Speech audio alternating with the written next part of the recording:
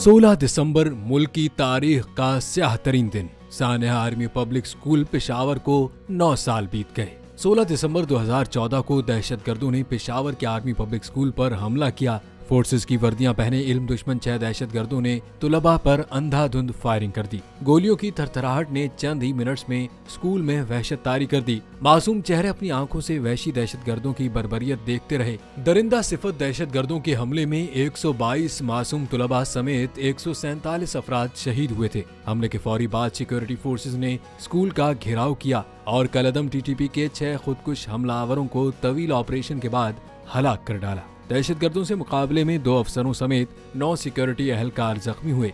Army public school हमले में मुलविस 6 दहशतगर्दों को सिक्योरिटी फोर्सेस ने गिरफ्तार किया। मिलिट्री कोर्ट्स ने जालिमों को मौत की सजाएं सुनाई।